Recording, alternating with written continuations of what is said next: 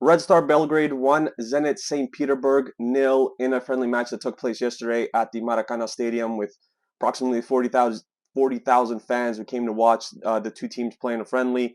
Zenit St. Petersburg and Red Star Belgrade have a brotherly sort of friendship that goes back, and they played a bunch of matches against each other, especially in the last number of years. So basically, going into the match, we knew from Red Star's side that we would see a blend of some veteran and a ton of young players in the starting lineup because Red Star did have approximately 13 or 14 players who are away for duty with their national team. So that includes like Ghana, Ivory Coast, the Serbian national team, the Serbian U21s, like the U19s, U17s, and stuff like that. So there were a lot of players who were out. Um, Guteja started in net, who got a clean sheet. Radevic started at left back. Rodic actually started at center back, and we kind of knew that we're going to see players in different positions just because of the injuries that Red Star does have in the back line. You had Knežević, who started in the midfield, who kind of brought a lot of eyes onto himself, scoring the game winner in, I think it was the 82nd or 83rd minute. And then you had Miturkic, who started on the wing. And then you had Kataj and Olainka, who kind of the veteran players, and NDI, I guess, as well. So um, it was a great chance for some of these young players to kind of prove their worth and to feel the Maracana Stadium when it was almost full to capacity, because for a lot of them it will probably be one of the only times that they do play for the club if we're being realistic here. I'd love for all of them to feature for the club at some point, but that's really unrealistic. Expectations heading into the match, I don't know if they were that high, to be completely honest. The result wasn't really what I was looking for. I was looking more how the young players respond to the chance that they were given. I thought Mitrovic played fairly well for a guy who a lot of people are starting to overlook now because he's around 20, 21 years of age. So he's past that 18, 19 year old phase where players usually come into a team, young players come into a team to try to make a difference and try to challenge um, senior players for playing time. So he's kind of out of that. And I think we've kind of forgot about him and his brother, his twin brother, who came on actually to replace him. We've kind of forgot about them, and I believe they're both on loan at Ofka Beograd, which is the second tier of Serbian football. Ofka Beograd produced, Branislav Ivanovic, Alexander Kolarov, Duško Tošić. So there's a lot of history with the club. But I was just looking to see how the young players would blend in. Knežević, again, feels like every time he does get a chance to play, he plays really well. And he scored the match winner, which is a really nice goal from about 15, 16 yards out. Really nice shot that the goalie just couldn't stop. So feels like every time he gets a chance to play, he does play well. So I think that's one player going forward that we can look and say he might be getting more time, especially as like a bonus player. Um, you just kind of question like who falls out of the starting lineup if he comes in, right? Is it Kanga? Is it Huang? Is it Stamenic? Is it you know what I mean? Is it Mihailovic? Is it someone else? So I think that's the only question around him. Guteja is pretty much the third goalkeeper for Red Star. Zoran Popovic is the backup goalkeeper, with Omri Glazer being the number one. I don't think that he had much to do today. There was the one Zenit chance that was a goal that went in, but the referee didn't give it.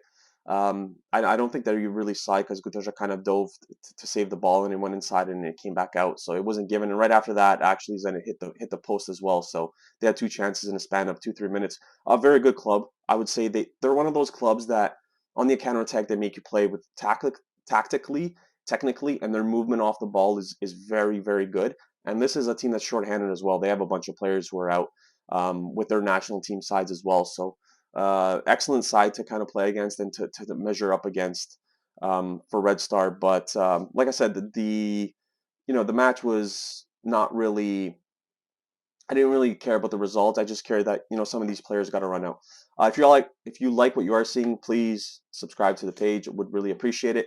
Some of the senior players, Kataj, I don't think he played that well, but you could tell Kataj was in like second or third gear. Olainka, I'm going to point out because Olainka has a special quality to him that uh, I try to kind of compare him to someone that we've had on the club in the past few years, and I don't really know. I don't feel like he's like his own comparison, sort of. I really don't know who to compare him to from past seasons. He just seems to be in the kind of right place at the right time, willing to set teammates up. When he has a chance, he'll have a shot on goal. if I could maybe compare him to someone, maybe like Cernic from his earlier days with Red Star, um, Srđan Plavšić as well, like just guys who don't give up on any plays. That's kind of what Olenka provides. And I thought he was good under Bahar. He was one of the few players who was actually really good under Bahar. Not really good, but he was good enough against when Bahar was here. And I think he's stepped it up since Vladan Milojevic came along, and that goes with a bunch of players like India as well, who's really stepped up. And I think Olenka, the great thing about him is you could count on him whether he's starting or coming off the bench. He's going to do the same stuff whether he's is in the starting 11 or if his number is called in the 60th minute.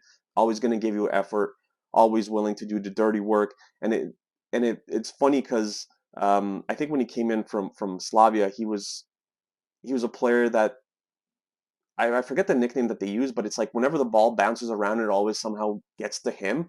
And you're seeing that a lot when he plays at Red Star as well. It's actually really funny.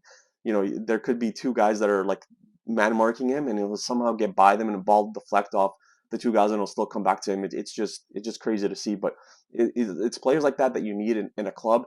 And if you want to look back even more, like Milic was a player who Red Star brought in. He played some center forward. He played some left wing, right wing. He played as like a wing back, which is totally not his position. But he had the defensive attributes and his willingness to do all the dirty work, and that's why he was definitely one of the reasons why Red Star was successful. When this all started 6-7 years ago, and he was one of the players who kind of led that. So he kind of fits the mold into that. But apart from that, I don't know who else to kind of point out. Kanga did his thing. Didn't really do too much. I thought Spikes was okay. Rodic played a half of football, which was really good too.